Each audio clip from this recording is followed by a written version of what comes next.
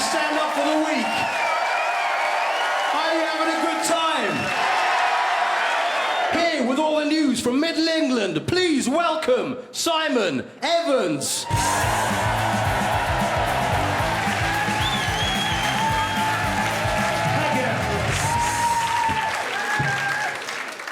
Good evening. How the devil are you? You well? Big news in the Daily Mail, the Bible of Middle England, this week is that there is a middle-class crime wave sweeping the country. The squeezed middle are resorting to crime, and the evidence accrued in order to demonstrate the truth of this is a number of items which supermarkets are complaining are the most stolen from their shelves. Now, my initial impression with this, as I'm sure yours is, that we all do a bit of grazing, don't we, when we shop? If it's a medium to large size supermarket, you're entitled to have a little nibble here and there as you make your way through it. This is surely understood. An olive here, a sun-blushed tomato there, and if you have the children with you, perhaps an extra strong Belgian beer of some kind.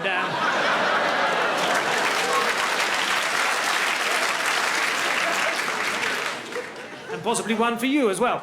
But the idea is that substantial quantities of certain items are going missing. When you actually read the list, it begins to falter slightly. The first two on the list in the newspaper were Gold Blend coffee and something called Glen's vodka. Now, putting the vodka to one side for one moment, which I'm sure is something few of you have been able to do, but putting that to one side, any brand of instant coffee is about as middle class as an evening out at a nail bar, OK? Only two things are acceptable to be golden: retrievers and actual fucking gold, OK? Anything else is crass and tacky.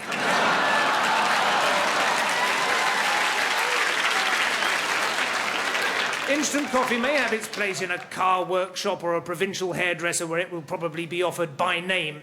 But in a middle-class household, believe me, it is offered only as a direct insult or a deterrent, possibly to your daughter's new boyfriend who has come into the kitchen still in his work boots and keeps fiddling with his ear piercing. Or to a workman you suspect of loitering. It's not a hug in a mug, it's a fuck off in a cup. And that is not 1 inch of exaggeration, I assure you.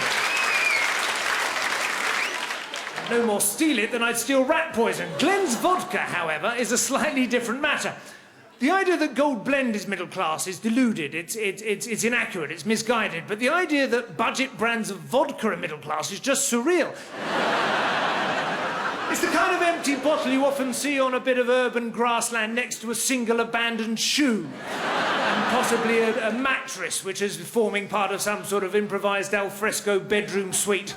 The whole thing reeks of consensual but bitterly regretted sexual activity. Even according to their own website, their own publicity, Glen's vodka is distilled in Scotland from sugar beet. That sounds delicious, doesn't it? Again, I'm not a vodka snob, but I do think it's a good idea to buy vodka that is at least trying to sound Russian, rather than something that's cooked up in a still round the back of Greg's. So much for instant coffee and cheap vodka. A couple of these other products they ring a little more true as a middle-class target for the shoplifter. There was smoked salmon, Manuka honey, whole gammon joints, and goose fat.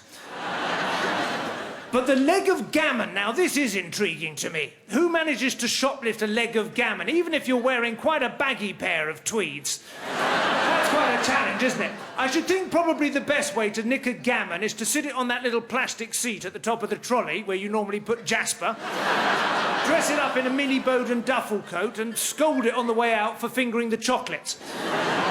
Nobody's going to stop you and say, "Excuse me, your son stinks of pork." I think it's probably a safe getaway.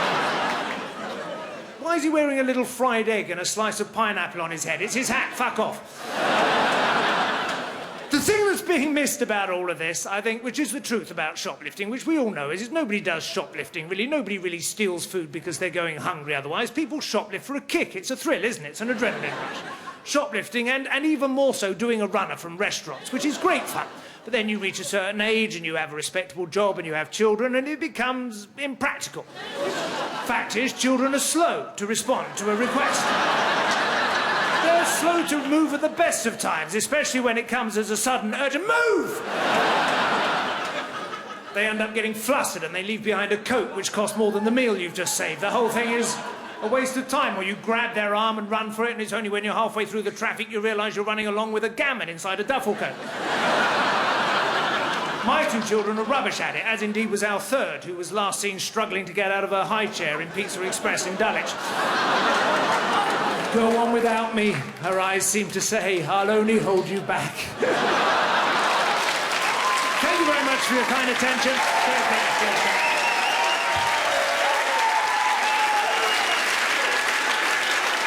Simon Evans. That's all from Stand Up for the Week. You've been a great crowd.